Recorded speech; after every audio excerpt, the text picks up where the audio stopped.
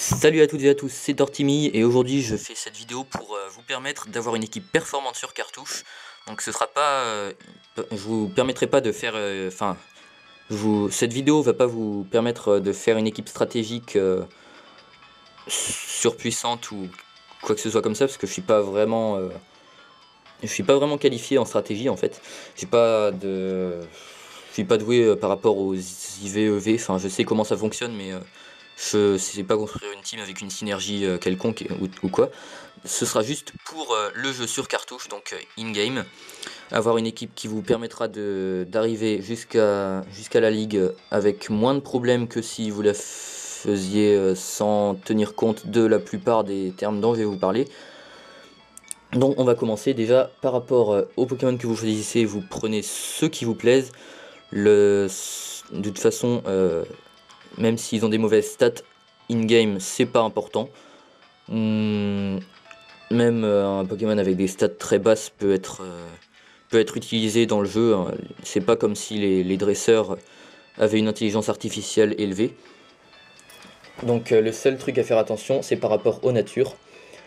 Donc les natures qui augmentent une stat et en baissent une autre. Donc en multipliant une stat par 1,1 et une autre par 0,9. En gros, on a 110% d'une stat et 90% d'une autre. Donc le mieux, c'est que votre nature, la nature de votre Pokémon, donc qui est indiquée dans le résumé de votre Pokémon, hein, dès que vous ouvrez le résumé. Par exemple, mon champignon ici est rigide, c'est marqué en haut rigide de nature. On a aussi dort beaucoup, mais ça c'est par rapport aux IV, ça donne une petite indication sur les IV. Donc dort beaucoup, ça veut par exemple dire qu'il a plus d'IV en points de vie qu'en d'autres statistiques, mais bon, les IV c'est plutôt compliqué pour les débutants, donc je vais pas vraiment vous en parler. Pour un certain Pokémon, il faudra plutôt une nature qui augmente l'une de ses stats les plus élevées. Par exemple, l'attaque de Champignon est augmentée par sa nature rigide et qui baisse une stat dont il n'a pas besoin. Par exemple, son attaque spéciale à Champignon est très basse et par conséquent on s'en sert pas beaucoup puisqu'il a une attaque physique très élevée. Donc une nature qui baisse son attaque spéciale est plutôt bonne. Une nature qui aurait baissé une de ses défenses aurait été bien aussi, mais ça l'aurait rendu plus fragile. Donc c'est quand même mieux de l'avoir avec une nature qui baisse son attaque spéciale. Les cas les plus fréquents où une nature qui ne baisse aucune des deux attaques est préférable, ce sera celle où vous utilisez des mixed, donc des Pokémon qui utilisent des attaques physiques et spéciales, comme Simiabras par exemple, qui a quasiment autant d'attaques physiques que d'attaques spéciales, donc qui est plutôt utile dans les deux catégories d'attaques. Ensuite, par rapport à justement à ces statistiques, on a une attaque physique qui est caractérisée par le nom attaque et une attaque spéciale qui est caractérisée par le nom ATQ spé. Donc si un Pokémon a une attaque physique plus élevée que son attaque spéciale, le mieux c'est de lui apprendre des attaques physiques. L'inverse, s'il a une attaque spéciale plus élevée que son attaque physique, le mieux c'est de lui apprendre des attaques spéciales. Donc une attaque, vous pouvez savoir qu'elle est physique ou spéciale à partir de la 4ème génération, donc diamant et perle, grâce au petit sigle qu'il y a à côté de catégorie. Donc ici on a un fond orange avec une sorte d'étoile jaune, ça veut dire que l'attaque est physique. Tandis qu'ici on a un fond bleu avec une onde bleu clair qui nous indique que l'attaque est spéciale. On a aussi ce genre de sigles qui nous disent que l'attaque est une attaque de statut. Donc faut pas négliger les attaques de statut, ça peut être utile par exemple pour mieux tenir les coups en augmentant votre défense ou en baissant l'attaque de votre adversaire, quelque chose dans le genre.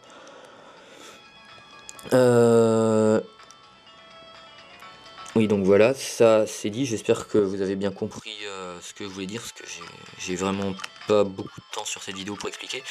Mais oui, il vaut mieux prendre des attaques spéciales à un Pokémon qui a une attaque spéciale plus élevée et des attaques physiques à un Pokémon qui a une attaque plus élevée. Ça, c'est la base. Mais jusqu'à la 3G, les attaques sont physiques ou spéciales par rapport au type et non par rapport à l'attaque. Donc on a 17 types. On en a 1, 2, 3, 4, 5, 6, 7, 8, 9, 10 qui sont physiques? Ah ouais, quand même. 10 qui sont physiques et 7 qui sont spéciales apparemment. Donc je vais vous les citer hein, rapidement.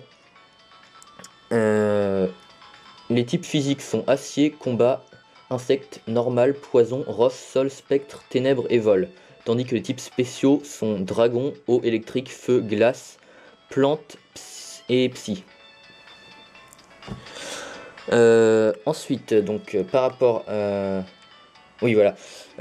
Par exemple, en 4ème ou 5ème génération, apprendre Bomberk à Rafflesia sera bien puisque c'est un stab et que par conséquent, vu que c'est une attaque spéciale, ça lui permettra de frapper assez fort. Ah oui, d'ailleurs, les stabs, j'ai oublié d'en parler. Un Pokémon qui utilise une attaque du même type que lui, par exemple, si ma Rafflesia utilise Bomberk ou Giga Sensu, qui sont une attaque respectivement de type poison et plante, la puissance de l'attaque sera multipliée par 1,5 car du même type que son lanceur. Ça rend les attaques du même type que votre lanceur plus puissantes, donc c'est quand même mieux d'avoir des attaques du type de votre Pokémon. Ça lui permet d'être plus performant, même si c'est bien d'en avoir aussi d'autres types afin de le rendre plus polyvalent. De toute façon, du moment que vous respectez les catégories physiques et spéciales, les attaques que vous lui apprendrez seront de toute façon relativement performantes. Mais donc mon Rafflesia a Bomberk, qui est une bonne attaque en 4G et 5G pour ce Pokémon.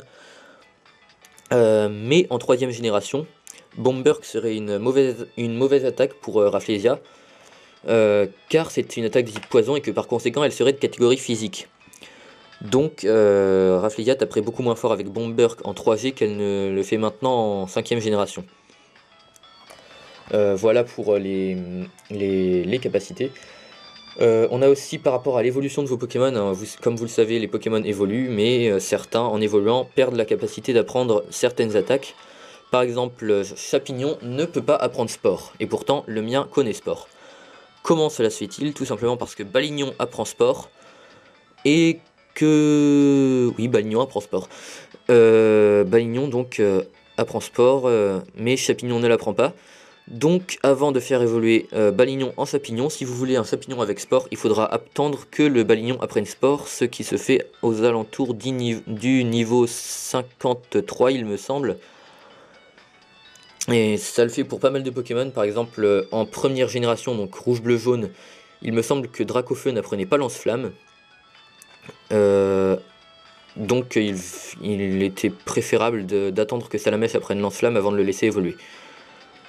Parce qu'un Dracofeu avec Flamèche, c'est pas super impressionnant quand même. Ensuite, par rapport à l'évolution aussi, certains Pokémon évoluent avec des pierres évolutives. Donc on a les pierres plantes, eau, feu et foudre, la pierre aube, la pierre éclat, la pierre nuit et la pierre soleil. Je pense que j'en ai pas oublié. Tous les Pokémon qui évoluent avec ce genre de pierre, après l'évolution, n'apprennent plus aucune attaque.